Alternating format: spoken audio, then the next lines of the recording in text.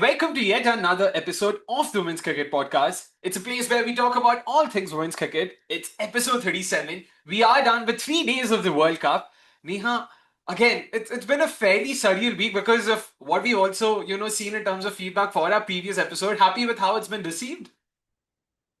Hi, Akshay. Once again, really happy to be here. The Women's ODI World Cup was something I think we were just absolutely looking forward to. We were excited, and all the build up was for that. Probably, just putting our heads together and getting in that preview was a proper culmination of our efforts. The kind of response that has come in has been largely positive, so that's been a massive just put a step in our stride too. And yeah, excited to discuss all things World Cup. Right, we've had what, 3 matches so far at the time of the recording, and each of those matches have thrown up very interesting plot lines and narratives for us to sort of dissect with our armchair with our armchair critic knowledge. So yeah, let's give it a shot. 100%. I mean, I might not have an armchair in and around me or being seated on one, but rest assured, we are armchair critics. But before we get to the World Cup, a tiny bit of update from the WPL as well. Mumbai Indians announced their replacement for Charlotte Edwards. Lisa Keightley has been signed by them.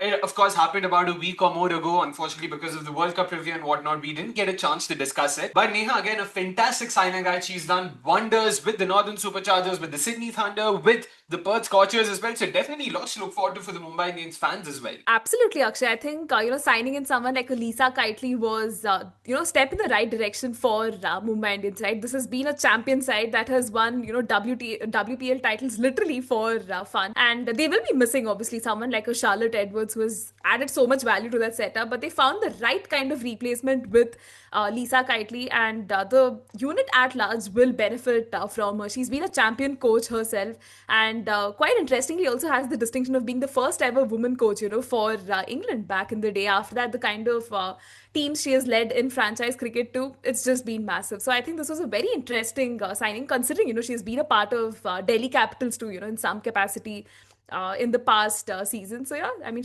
jumping ship to another blue team, and hopefully, yeah, they'll again be able to touch silverware. That's definitely a first in the WPL, seeing someone from the backroom staff of one side move to another. Of course, we were talking about, the different sides she's coached with the Sydney Thunder and the Perth Scorchers at the WBPL. She's sort of been coaching over there for what, 6 or 7 seasons since 2015-16, and she's been able to get her side to the top four in 6 of them. So 6 out of 7, that's not too bad. And even in the WPL, we've seen what she's done with the Delhi Capitals. That's 3 finals out of 3 seasons. And of course, she was the assistant coach there, assisting Jonathan Batty. But who can forget what she did with the Northern Superchargers? We all saw the kind of performances they came up with this season. They were the winners and are still right now the defending champions, technically, of the Women's 100. So definitely it's going to be very interesting and 100% a fantastic signing, and one probably fair to say that we weren't we did not see it coming, if we are being completely honest.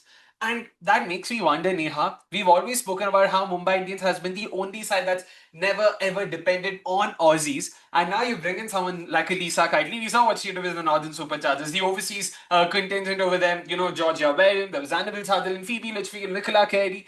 So finally, will we see a bit more of that Aussie flavor in the Mumbai Indian setup as well? Yeah, in all likelihood, we could see that, right? I think Mumbai Indians is one team, as you rightly pointed out, has managed to still perform really well with a very interesting nucleus of overseas stars who are not necessarily Aussies, but with I think Lisa Keightley's inclusion, you'd probably see that sort of infusion. Plus, I want to see how the auction dynamics would really play out. Are we looking at a mega auction, which we got the in all likelihood may not really happen, so it's going to be like a small auction. So how would all the teams sort of fare in that?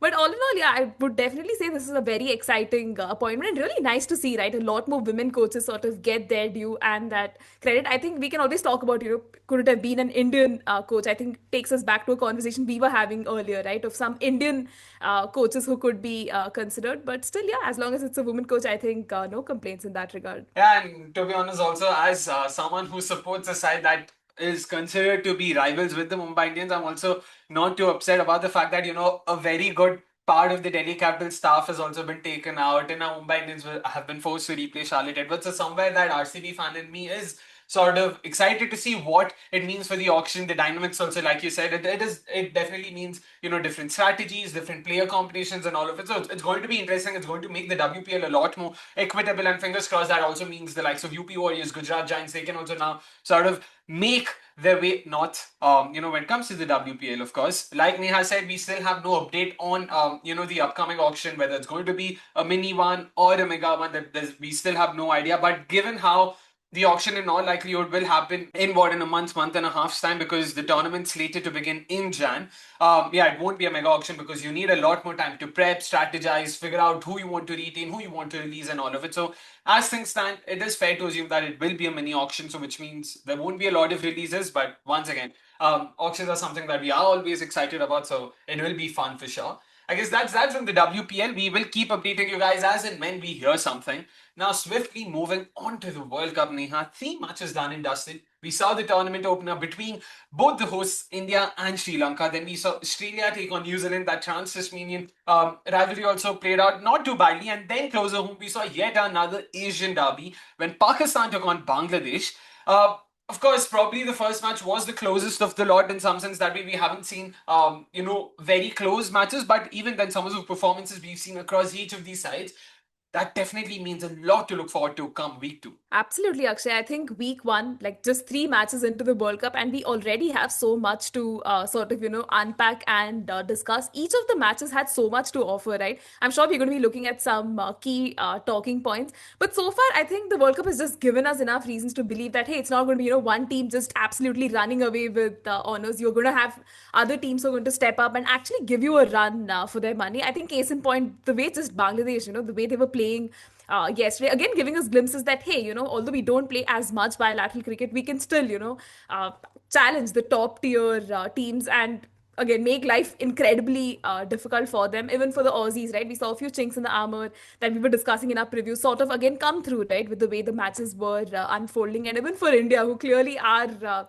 coming in with a lot of pressure, of being like favorites, playing a home World Cup and all of that, just getting acclimatized to that sort of pressure as well. There were some interesting things that happened in that first match. So far, it's been a blockbuster start to the World Cup. Couldn't have asked for a better start, right? I mean, who would want to see the same old, Ghise Pite, like 10 wicket wins, clinical wins, and all that? You want those hard fought wins where, teams are not just making the most of the surface, making like a 300, 350, but these are like the slightly, still in the range where, teams are able to chase it down and there's something on offer for the bowlers. So at least I'd say, yeah, no complaints with the way the World Cup's just unfolding. Yeah, I mean, it's interesting, some of the points you mentioned, because when I even look at that Australia New Zealand game for that matter, New Zealand were sort of, in pole position when they had Australia down and out at 128 for 5. Sure, we can talk about how Australia then fought their way back into the game and all of it, but something that Sophie Devine spoke about at the end of the game, that really stuck with me. There was 0 for 2 at the end of the second over. It seemed like, what? This is a game that's already dead and buried by the Aussies. And Sophie Devine spoke about how probably 2 or 3 years ago, we would have been bundled out for 100, 150, and we wouldn't even have had a sniff of a chance walking into the latter half of the second innings. But now you've seen them actually put up a fight. Of course, Devine herself did very well, but this goes on to show the kind of performances that teams are coming up with. Sure, maybe the expectations where we are at, they are probably a bit too high, and they are still it's still a work in progress on that front. But you cannot say that the fight that's being put up by the side, it's not been as one sided as we had expected to be. India, Sri Lanka, itself. Let's probably start off with that. Neha, India, of course, went on to win the game, and we can all sort of just look at the scorecard in hindsight and say, oh, fantastic, we won the game, we were expected to win. So, yeah, I mean, nothing much to talk about. But surely, that top three will be sending jitters down your spine when India take on Pakistan tomorrow as well. Yeah, Akshay, I think the India versus Sri Lanka match, I think just the kind of narrative, pre-match was that, yeah, India's going to walk home with, 2 easy points. Sri Lanka, probably not going to give us that much of a fight. But I think that match was a sort of a litmus test, right? Really gave you an indication of, hey, when things go wrong, what will happen? Because when you just look at the scorecard itself, we lost the first 3 wickets like really early, and then you sort of had a panic in that setup. You thought, the likes of Jemima and Harman can, stabilize things, but even they got dismissed early. And at one point, what India is looking at 121 for 5. You still have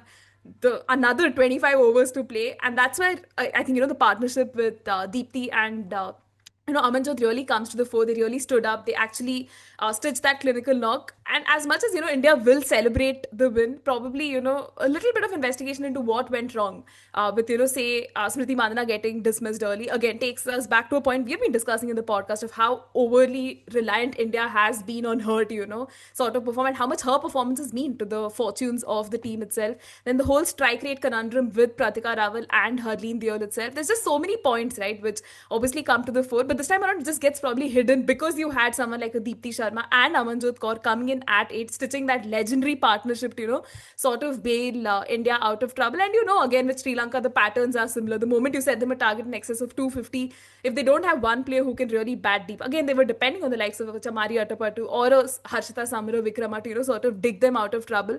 But that's why I'll really give credit to the way India did, sort of bowl and salvage, their position back in the match. India, yes, will be concerned a little with the batting side of things and come a team, against a team like Pakistan where they'll really be tested even more with, quality pace bowling is where, things really stand right now. I mean, that top three is really something that, we've been talking about time and time again over the last 6 to 8 months.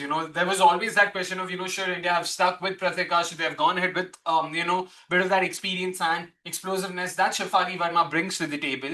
India chose the former. They had their reasons. Of course, you cannot fault them for that. But again, we knew what we were going to get with the Pratika Rawal, and she delivered just that. So you can't once again sort of look at it any other way. But it still makes you wonder then, Harleen Deol at number three, do you think that's what you would want to go ahead with? Because with Pratika Rawal so far in her 18 games, the numbers clearly show how she's performed against some of the top sides and against some of your bottom ranked sides. So versus the top four of the previous ODI championship cycle, which is Australia, South Africa, and England, of course, India also being a part of it, she has managed to score at a strike rate of over 18 in only 2 out of 8 games. Now, when you look at her games versus West Indies, Ireland, and Sri Lanka, who are comparatively bottom ranked, she's managed to score at a strike rate over 18, 7 of those 9 games. Clearly showing that, when the bowling attack isn't that competitive, she not only takes the time, but she also makes up for it in the latter half of the innings. But when you are against bowling side that's going to have or that's going to give you very little sort of margin for error, then you wouldn't have that time. You cannot sort of think that, what, I'll play out a few deliveries over here and then make up for it somewhere in the end, because that's where you might probably be caught wanting. And unnecessarily, that would mean a lot more pressure on Smriti, a lot more pressure on the number three batter. And once again, that makes me wonder, like, probably someone like an Amanjot Kaur at number three, something that I've been personally talking about, in the past as well, would probably make a lot more sense. A very busy batter, someone who does not play a lot of dot deliveries, is excellent against spin, something even Ananya Upendran alluded to in the last episode.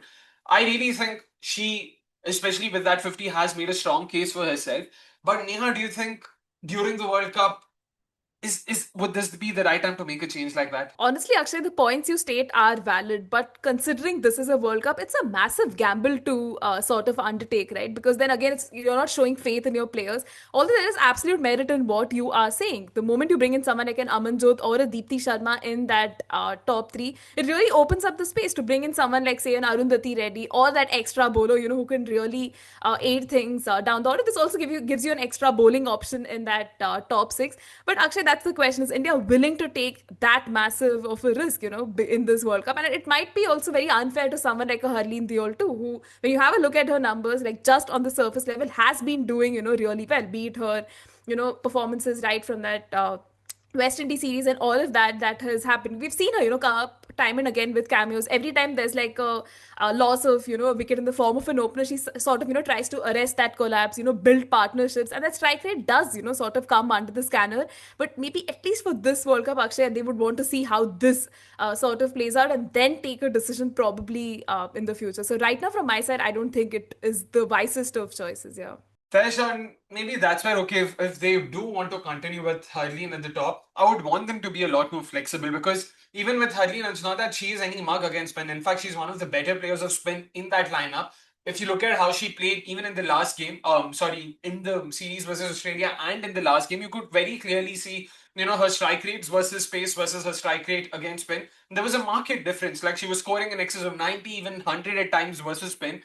And against pace is where she was getting stuck in. Last game, if I remember correctly, she scored 31 of 36 versus spin, and she scored 8 of 20 versus pace. So just going on to show once again that, you know what, she is someone who prefers playing spin. You know what you're going to get in the middle overs. It'll be a lot more of overs, a lot more overs of spin, and that's where probably at the fall of an early wicket, like in that first World Cup encounter, probably send a Harmanpreet Kaur in. And only if a wicket falls after, the 10th over, the 11th over, like after the power play ends, do you need to worry about, do you want to bring in Harleen or not? Maybe if they could sort of focus on getting, both of these batters entry points right, probably they would be a lot more, adept at tackling the opposition. Because once again, Harman, we know how good she is against pace. So I have no qualms about, her not being able to negotiate a bit of early ball movement and new ball movement and all of that. Fantastic player. We know her footwork, we know her technique. And probably that we also then are able to shield a bit of, shield Herman against that spin that she will have to face in the middle overs. Not that she's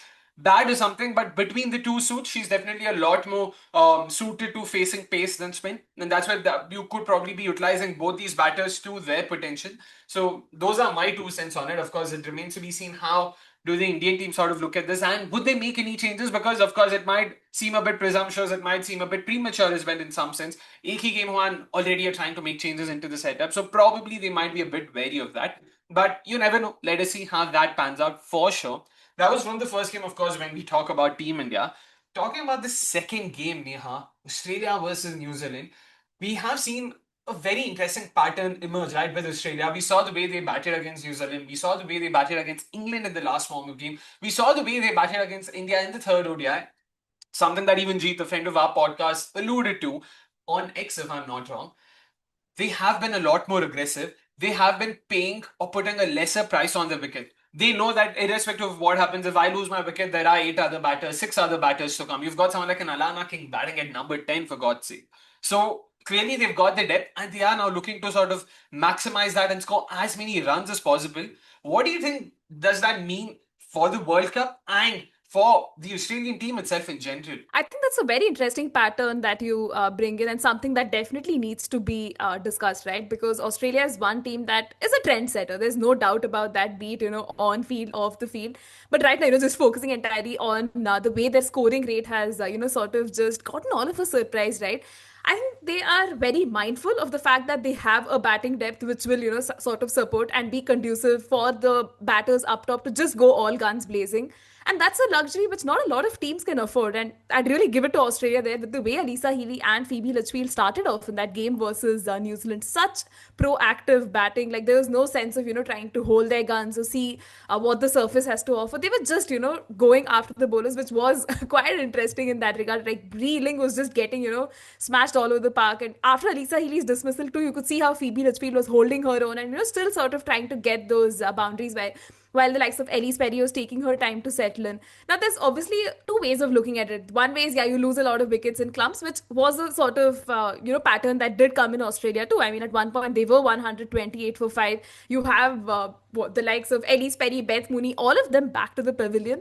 But actually, that's again, you see characters emerge, right? Ash Gardner coming in and scoring that timely century. You have batting that still comes in there. Even if you don't have an Annabelle Sutherland score runs, you still have Ash Gardner and so many other batters coming up. That T Mac herself, right, is coming in so much lower in that order. You have Sophie Molyneux, Kim Garth too, right, who back in her Ireland days used to bat much up top in that order. So I think, yeah, Australia would not be worried one bit that, hey, we had a bit of a collapse, but we still have batters, who can sort of arrest that collapse. And not a lot of teams can boast of that. So I find this, very interesting for Australia, but hopefully the batters who we did mention earlier, sort of find form and, are able to score runs up top because Australia will largely benefit, right, if they're like inform like their top order and inform batters sort of get you those runs, and then the lower order, yeah, can just step in with timely cameos because not always they can bail you out of trouble. So yeah, that's what I think. The way I look at it, to be honest, like I do understand where they're coming from that whole approach because, like we discussed earlier, they've got 10 batters, and should they replace Darcy Brown with Georgia Wellen, which they can, to be honest, because they've already got 3 pacers in that top 7, that means they've got 11 batters. 11 batters, I mean, that's ridiculous. That's absolutely ridiculous. And if I were if I were ICC, I would try and issue an embargo and say to Australia, ki boss, no. None of this is allowed. This bloody hell. I don't know. Bring in 3 or 4 tailenders. I don't care from where. But this is almost unlawful.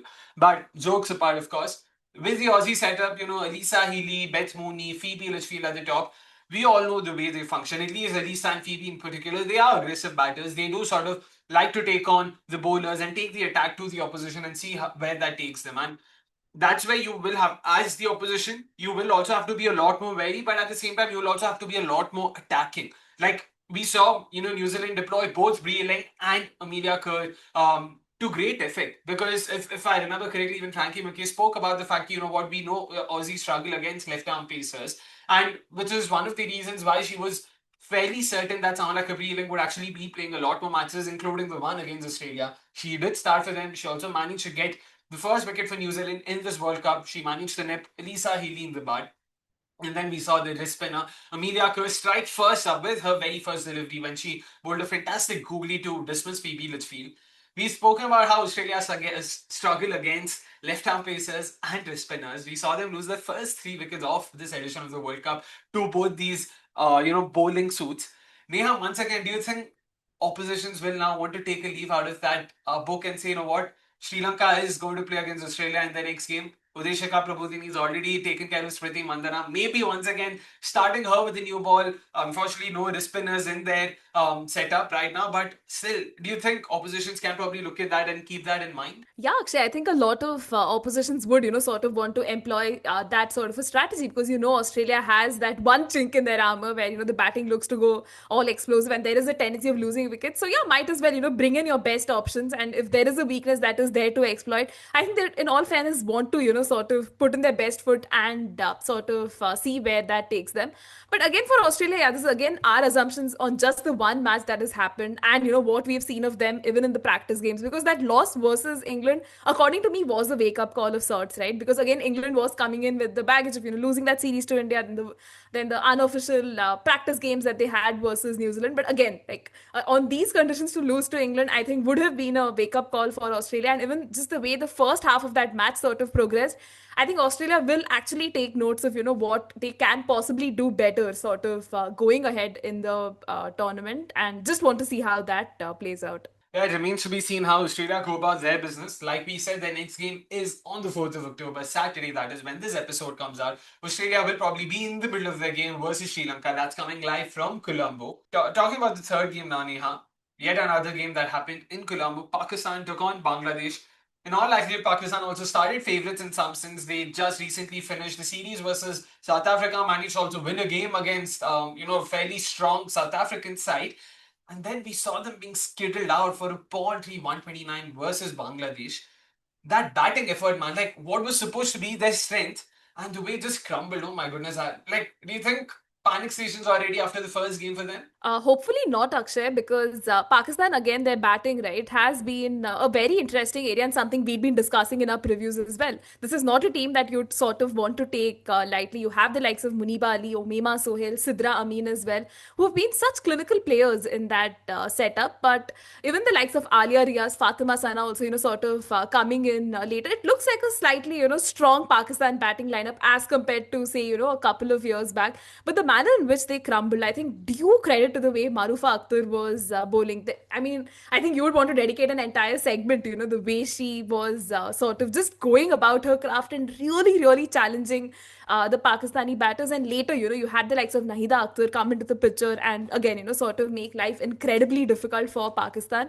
And yeah, I mean, just succumbing for 129 was far from ideal. And you would probably see, the same patterns that they sort of go into the shell when they lose a lot of wickets. I mean, at 91 for 6, it's difficult, right? When you don't have that kind of batting depth to sort of bail you out of trouble. So hopefully they will treat this match as an aberration and not take it too seriously. But Bangladesh is again an opposition they've lost to in the last World Cup, so probably the psychological scars of then are probably still haunting them a little, and this loss will not really help that. But the way Pakistan was still bowling and challenging Bangladesh in that pursuit of 130 runs almost dragged them till that 32nd over. So actually I'd still say some positives from that game.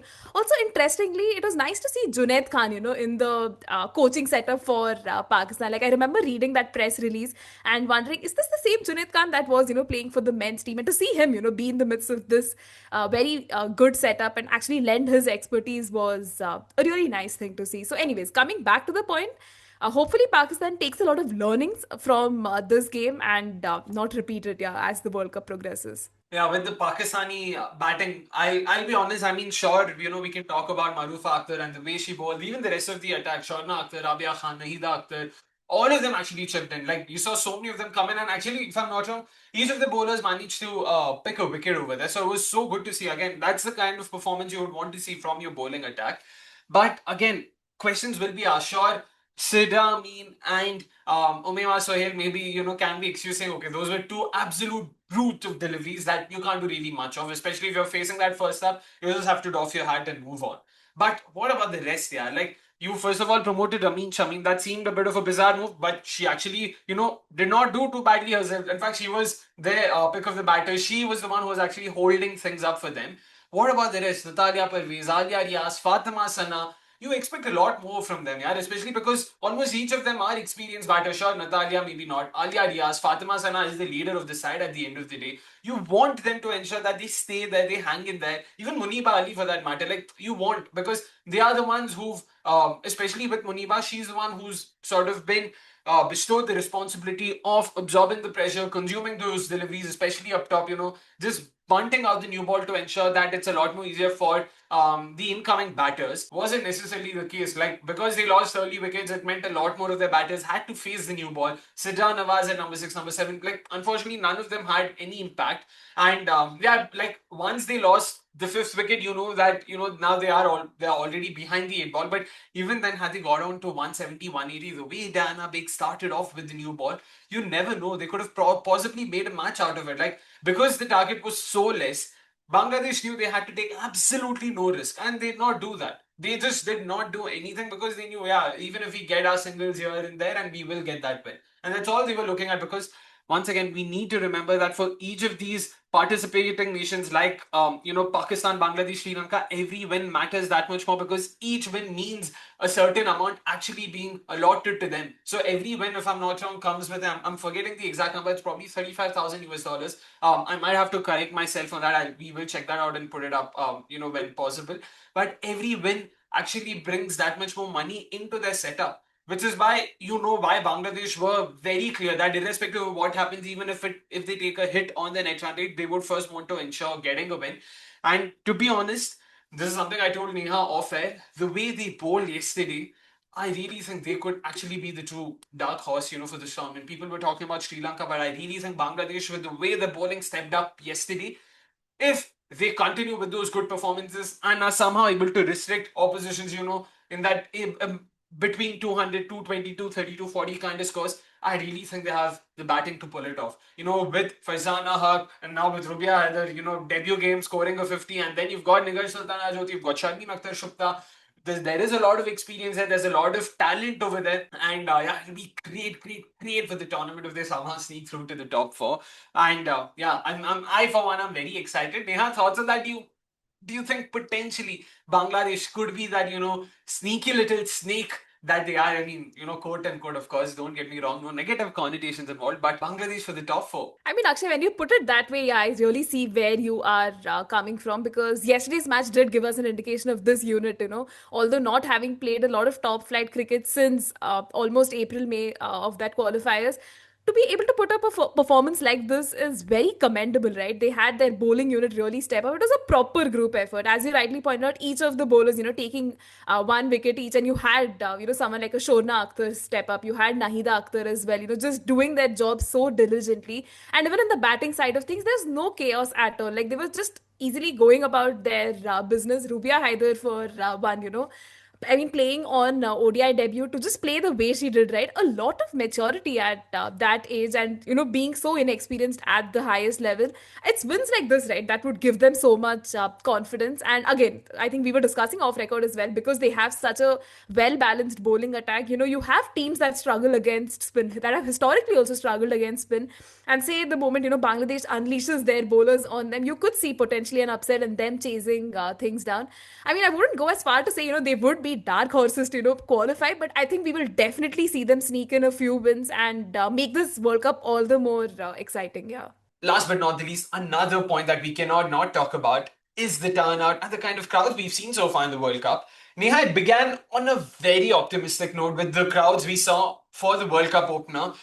In hindsight, do you think, that probably was a kind of a false start because unfortunately we've not seen that being replicated elsewhere in Indore and Colombo and even on day one, like I don't know, should we be pessimistic and say like were the crowds there for Zubeen Garg, which sure, I mean they can be there's nothing wrong in that.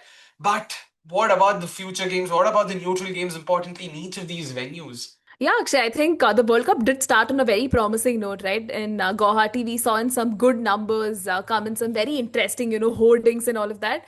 But then after a point, you just felt like, the stadiums were largely empty, especially because the games are starting at 3 p.m. You could still feel that, hey, where are the crowds? Will they come in, as the day sort of progresses? It's a working day. There's no denying that. And I know right now we have the festive season that's going on in India too.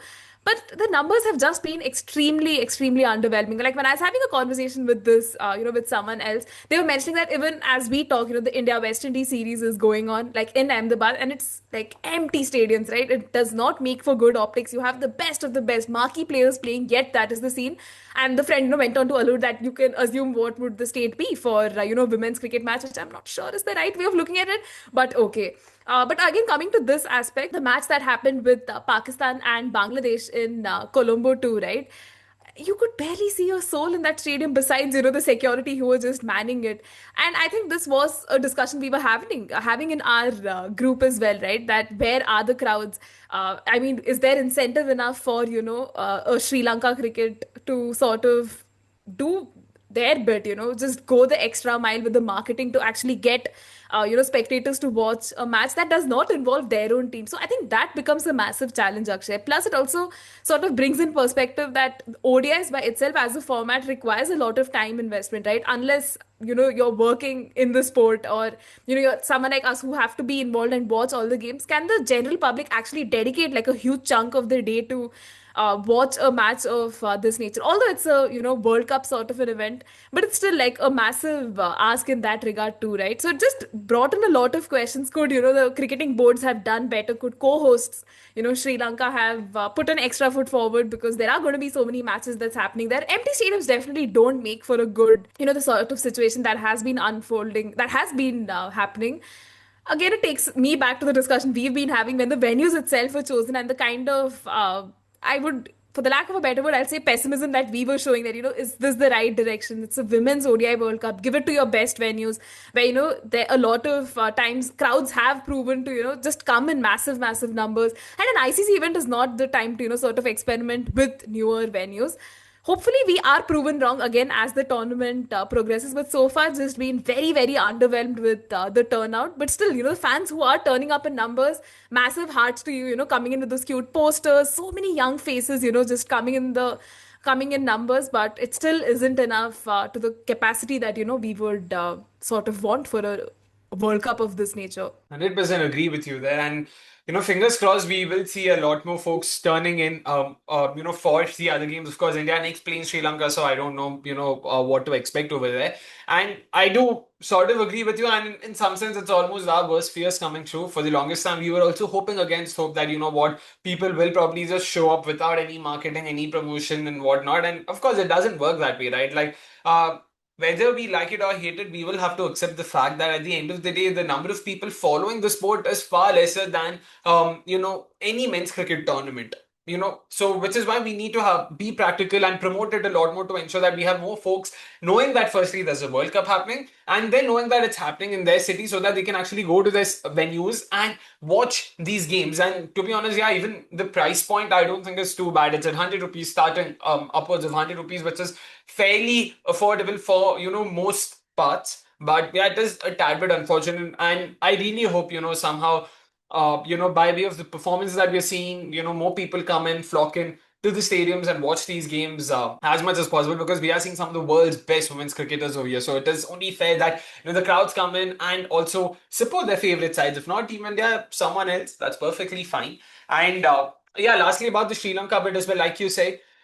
that's what we need to understand, right? Like when a neutral board sort of takes up the hosting rights of, an ICC event for whatever reason. We saw last year Bangladesh, moving the tournament out of their country and moving it, and sort of going to Dubai because of, the political instability and whatnot. In cases like these and cases like those, BCB then had leased out, the stadiums in UAE from the Emirates Cricket Board. Similarly, BCCI would have rented out the stadium in Colombo from SLC, which means SLC is being paid a flat fee by BCCI. That's it. They earn the gate receipts or whatever people pay to come. I mean, that is whatever ticket fare and all those gate receipts. Everything would go to BCCI directly because they are the host board. Which is why everywhere you'd see BCCI's logos and not SLC's, because SLC is not the official host of the tournament. Which then begs the question, that means there's very little incentive for SLC to promote the tournament because they know if more people come in, it's not like it's going to help us. If anything, we're only going to lose out on money because we have to spend on the marketing and promotion of the event. And that's where could BCC have done more and actually marketed the event in Sri Lanka as well. But uske liye we'll also have to accept the fact that it's not promoted well enough in our own country. So expecting something like that to happen would be a bit much. But yeah, we're just hoping against hope. The performances are only going to get better because we're just 3 games in. England and South Africa at the time of the recording at least are yet to play their first game. So by tonight, or technically at the time of the upload yesterday night, 4 matches would be done. Each of the teams would have played 1 game apiece. And that's where you would slowly start seeing, which team's doing well, who are the favorites, which players do you think are in form, and all of that sort of slowly start kicking in. And I hope, once the tournament gains a bit of momentum, you would see a lot more people coming in. So, on that optimistic note, I think we can move on to the next topic, which is our version of top performers. We usually used to do that wherein we used to have top performers and all of it, but this time around we thought let's sort of tweak it a bit. We will talk about some of the names that probably haven't been talking enough about either because they weren't a part of the winning team or someone else won the player of the match or for whatever reason. So starting with Neha, the first name, of course, Neha. Who do we have there? Yeah, Akshay, no surprises there. It has to be Inoka Ranavira, right? I think the manner in which she was just bowling versus India was spectacular. 4 massive wickets, bowling at an economy of 5.11. I think it's a no-brainer. She definitely has to make it to this list. I mean, the way she's just mixing her line and length, just making use of the full length and good length sort of thing, and even just some of the way she was just able to deceive the Indian batters being so good at her craft. I think definitely has to be a massive talking point. Just getting the wickets of Pratika Rawal, you had Harleen Deol, Harmanpreet Kaur, and Jemima Rodriguez. I mean, not every day, right? You just have a scorecard that has your name against some of the top batters. So it was a very, very heartening performance too. So yeah, I think she definitely has to be number one for me on that list. Yeah, and a big reason why Sri Lanka also sort of, bulldoze their way back into the game because that 3 wicket over that Denuka Ranavira came up with. I mean, how often do you see all of Jemmy, Herman, and Harleen being dismissed in the same one? Some of those soft dismissals really just annoyed me. But of course, kudos and credit to Ranavira, where it deserves because the way she bowled, like you mentioned, some of the dip that she got, especially on Harleen Deol, it seemed like a very soft dismissal. The only reason it seemed that way was because of that bit of dip, additional dip rather, that she generated. So Harleen was very late and she was already into her shot. Sorry, not late. She was very early. She was already into her shot and she just chipped it straight to the fielder stationed at cover. And she also managed to dismiss Pratika Rawal. While looking at Pratika's stats, I realized Pratika has played 4 games versus Sri Lanka so far. She's been dismissed in 3 of those, each time by Inuka Ranavira. So it was very interesting to see. So, Ranavira has sort of, had the better of her each time in the last 3 games. That was the first time she played against Sri Lanka, she was unbeaten. And in the next 3 games, the left arm spinner has had the better of her. So it's definitely something to watch out for in the future as well. But apart from that, of course, the way she bowled, it almost triggered that collapse. And from there, it really seemed that Sri Lanka would probably run away with the game. But unfortunately, wasn't to be the case. We saw Aman and Deepthi stitch together a fantastic partnership. But with Ranavira, once again, she's proven why Sri Lanka have stuck, to that experience. We all were wondering that, what Ranavira and Sugandhika Kumari both playing along with the likes of Kavisha Dilhari and Chamari Atapattu, probably they could have gone ahead with the Devni Vanga, but they stuck to the experience of Ranavira and Sugandhika Kumari, and it paid them rich dividends. Unfortunately, the batters weren't able to sort of, make the best of it. But once again, very happy for her, and let us see how does she bowl because next game versus Australia, we know that they also have a fair few right-handers, in their batting lineup. Beth Mooney and Phoebe Litchfield, if I'm not wrong, be the only two lefties over there in that batting order. So she will once again come in handy. I'm pretty sure Sri Lanka will once again back their experienced spinners to come good for them in Colombo. So it'll be very interesting to see how she goes about her business. Player number two is none other than the Kiwi skipper Sophie Devine, playing her last World Cup. We saw a couple of tears roll by when the Kiwi national anthem was played at the start of the game, and later on as well, the way she took the attack to the Australians. Once again, kudos to her because 0 for 2, 1.1 over, 1.4 overs, if I'm not wrong, when she came in. You would have imagined over there, what the game's done and dusted. What is she even possibly going to do? And that's where, like, she first of all not only stitched together partnership with Amelia Kerr, she also managed to shed her usual attacking self and became a lot more defensive. Just realized that, what, right now it's important that we don't lose another wicket. It's important for us to just craft it in and walk towards the 15th, 20th over mark and then probably take it from there. And that's exactly what she did. In fact, Amelia Kerr had the better strike rate of the two throughout the partnership, and that's saying something. So that was also fantastic to see, firstly. And then once she realized that it is time for New Zealand and herself to up a gear or two, the way she went on, man. She took 71 balls for her 50. She was at 51 or 71. And then she scored her last 61 runs of just 41 deliveries. The way she accelerated, the way she got those boundaries, she absolutely opened the floodgates the way she took on Alana King, Ash Gardner, importantly. That partnership between herself and Brooke Halliday, it really sort of, brought in a bit of hope for the Kiwi fans and neutrals like ourselves. You know what? Can New Zealand somehow make a game out of this? Because the way they took on it was very heartening to see. Unfortunately, wasn't to be the case. She got out at the worst possible moment, and once again, it was yet another three-wicket over that completely derailed New Zealand's chase as well. We saw Jessica, Sophie Devine. I'm forgetting who the third batter was. I want to say Izzy Gaze. All three of them being dismissed by Annabelle Sutherland in the very same over, all but killing the chase. But once again, what Sophie Devine said, just quoting her the second time, if I'm not wrong, in this episode, just the kind of fight she and the side put up, that's exactly what we want. And there's a very good reason why a lot of our experts in the last episode as well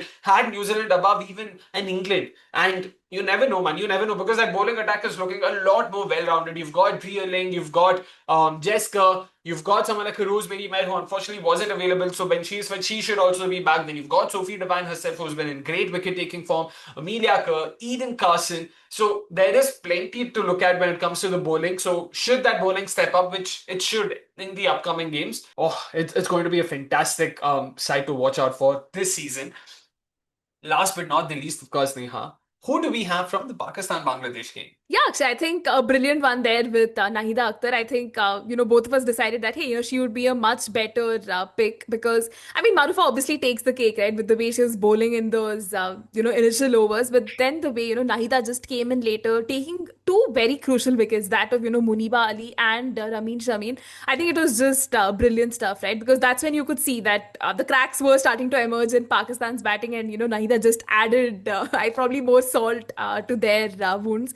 And I think, yeah, Nahida has been doing consistently well for Bangladesh. I mean, just look at this spell, right? In those 8 overs, she bowled a maiden two, and her economy was just like, what, 2.37. She brilliantly was complementing the other bowlers. And you need, players like this to constantly step up and actually deliver with wickets. So yeah, I think they would, Bangladesh would be really pleased with this sort of a performance. And I mean, the other name I was thinking of was Shorna Akhtar itself. She stood out with those 3 wickets. But then I think Nahida did a great chunk of that damage to, to sort of ensure that the match is entirely in Bangladesh's favor. And yeah, I think she definitely has to be a pick. Yeah, you know what? Not every time actually, it's just been the one time since we interviewed or spoke to Mohammad Assam. Like, ever since then, I've been watching a few clips of Nahida Akhtar and yesterday as well. The way she was bowling, man, just the guile, the art, the control over her deliveries, was so beautiful to watch. A very easy, replicatable action. And then the way she just sort of kept hitting those spots again and again, gave absolutely nothing to the batters. And that's what made it so much more difficult for the Pakistani batters to get away from her. Like they just could not sort of, manufacture that room, get some pace. There was absolutely nothing that she gave, literally nothing. And yeah, I just enjoyed watching her bowl. And like you said, the wickets of both Muniba Ali and Ramin Shami, Muniba Ali in particular, because you always speak about how a left-hander versus a left-arm spinner, it's usually a matchup heavily skewed towards the batter, but wasn't to be the case. The way she once again kept bowling those tight lines, conceded practically nothing. We speak about Diana Baig and the way she bowled. Once again, just look at the way Nahida Akhtar bowled. Not only the fact that she conceded just the 19 runs, 8 overs, and there was just one extra conceded throughout those 8 overs. So it was brilliant to watch. And after that opening spell, they needed someone who would be able to sort of maintain that pressure consistently from one end. And Nahida Akhtar did just that. And this showed that the kind of experience she brings to the table. I mean, there aren't too many who do that. Of course, we say experience, but again, she's what, 25, 26, if I'm not wrong. Once again, like that's how women's cricket is. A lot of these players have been playing for like 8, 10 years, but they are just 25, 26, 27. I know, unlike men's cricket, it is a age fraud. Just putting it out there for the uninitiated. But yeah, brilliant spell. And once again, a big reason why I've actually sort of, pegged Bangladesh a lot more, or rather, I've given them a lot more of a chance than I had before the World Cup began, especially that game versus New Zealand. I'm extremely excited for that, and I want to see how that plays out because the Bangladeshi bowling versus the Kiwi batting will be a matchup that I would be eagerly looking forward to. And I think whoever wins that battle would potentially be winning the game. So, yeah, anyways, I mean, we'll have to wait for those games when they happen. But speaking about the games coming up next week, Neha, what do we have in line for ourselves? Yeah, actually, I think the coming week just has so many interesting matches on offer, right? I think the most important and a match that I think we are absolutely looking forward to has to be the India versus Pakistan match. Again, not to talk about the controversies and all of that side of things, but again, an India Pakistan match is something we absolutely look forward to. We don't see them play as much bilateral cricket as we would like, for reasons again that we would not be discussing in this podcast. But then I think this is going to be one of those matches that is going to capture a lot of our attention. And another match that I think I'm particularly looking forward to has to be the Bangladesh versus England match. I think in our England preview as well, right, we were discussing that England is circumspect against spin, and they tend to struggle, not having played a lot of ODIs in subcontinent conditions for a really really long time. So this is going to be a massive test for them as to how they fare against a team like Bangladesh, your perennial dark horses too. And another classic is probably the Sri Lanka versus England match as well, Akshay, because Sri Lanka has had the number of England, in a couple of World Cups, more, prominently in that 2013 one. So again, not to put England down or just like walk all over them, but then I think Sri Lanka will really really give them a run for their money. And just the couple of matchups of how the English batters sort of fare against Sri Lanka will be quite the mouth-watering sort of an affair. I think there's also like an India South Africa match there that I'm interested to see. Again, both the teams sort of renewing their rivalry, and to see again, there's like a lot of beef between the two. 2022 World Cup, India narrowly missing out to make it to that knockouts, courtesy South Africa pulling off that win. So probably India has a lot of scores to settle. So at least these are the matches that I am really going to keep my eyes peeled out for. Interesting. You've spoken about quite a few games there. Of course, India Pakistan happening tomorrow. I mean, sure, we know why, a lot of people would be following the game across both sides of the border. But in all fairness, we know that at least just on merit and based on the quality that we're talking about, India would start favorites and India would be fancying their chances versus the Pakistani side. For me, a game that I'm really looking forward to is New Zealand South Africa because in some sense it'll also be a bit of a shootout in some sense, and because the game's happening in Indore, it is going to be a high scoring affair. We saw how the Australia New Zealand game panned out. Had Australia not lost as many wickets, they could have easily reached the 350 run mark, even 400 potentially. That's when New Zealand South Africa, because both of them are a lot more sort of equally stacked, and which means that both sides would definitely sort of have something in it for themselves. And I don't see any clear favorites in all fairness. Sure, some might say, "Arey, South Africa, they've been the better side," but make no mistake, New Zealand, with the experience and the variety that they have in their bowling lineup, would also sort of want to back themselves. And South Africa, with that spin attack, or the lack of it rather, will also sort of already have the task cut out for them. So it will be a very interesting game to watch out. Bangladesh, they'll be playing both their games in Guwahati, and that's definitely something that would go against them because we know the kind of bowling attack they have, we know the kind of bowlers they have. Guwahati, once again, has been a fairly batter friendly surface. We saw how it played even in the tournament opener. The fact that India were able to score 270 despite there being rain, despite there being stoppages and everything, went on to show that there is a lot in it for the batters and very little for the bowlers. Sure, we can talk about Ranavira and the spell and everything, but again, you'll also have to say that a lot of it was down to Indian batters just giving away their wickets. So if the Kiwi batters sort of just apply themselves, then there's no reason why they wouldn't, of course, sort of want to just dominate Bangladesh. And that's why Bangladesh slow bowlers, the likes of Ritumuni and everyone, I don't know how will they sort of pan out on a surface that offers absolutely nothing. If you bowl those dibbly-dobbly slow ones, wicket to wicket lengths in between lines, I don't know. I don't know. It might just stand up waiting for the batters to just pull or cut or hit them with ease. And that's what scares me in some sense, which means it'll be a bigger challenge for Bangladesh. And that's where Maruf Akhtar with that new ball. Imagine if she's able to once again nip the likes of Susie Bates, Amelia Kerr, all these, like not all of them together, but they have so many quality top order batters. Maruf Akhtar nipping out one or two right up top would go a long way in ensuring Bangladesh can restrict them to a below par score. And from there, you never know. It could be anyone's game. So interested to see that. Australia, Pakistan, one thing that I would definitely be looking forward to. Do they play Sada Arup Shah? We spoke earlier about how Australia struggle against wrist spinners, struggle against left arm pacers. Unfortunately, Pakistan don't have a left arm pacer over here, but they do have a wrist spinner in Arup. Do Pakistan actually play a wrist spinner in Arup? That's something that remains to be seen. And of course, their batting will be tested. And tested how? Because this is arguably the best bowling attack in the competition, and Pakistan has arguably, focused on their batting a lot more, in the recent past to at least win games.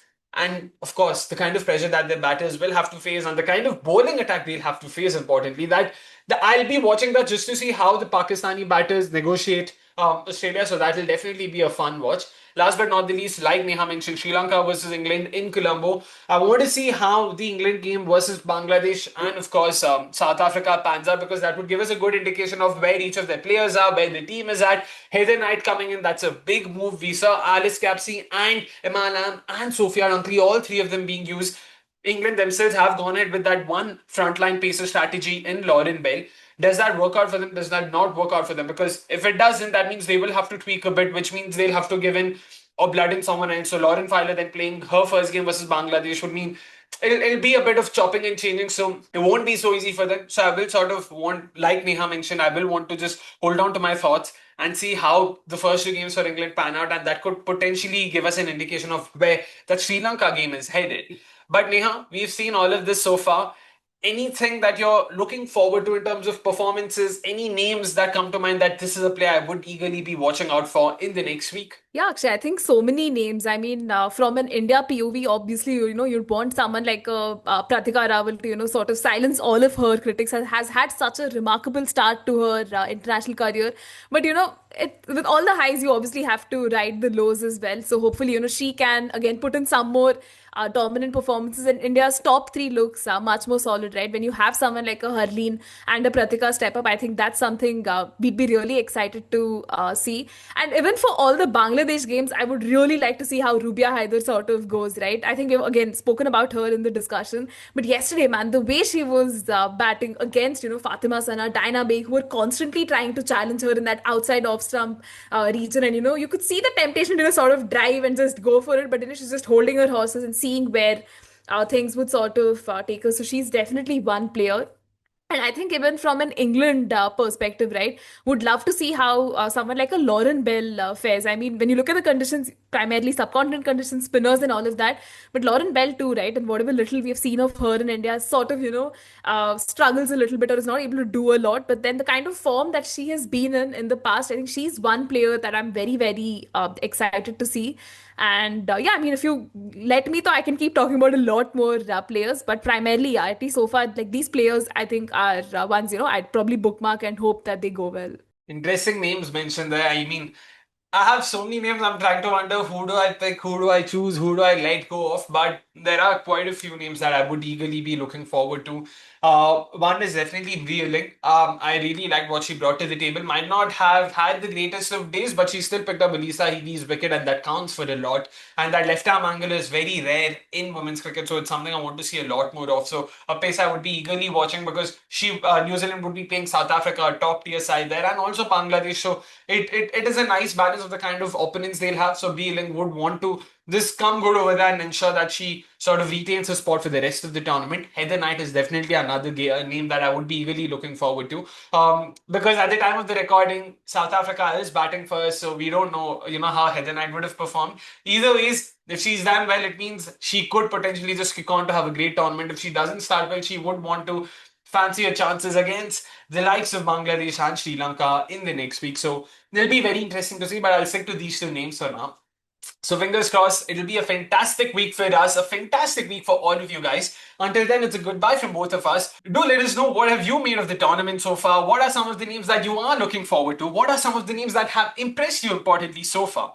Until then, take care, make sure you hit the like button, subscribe to us, and bye-bye.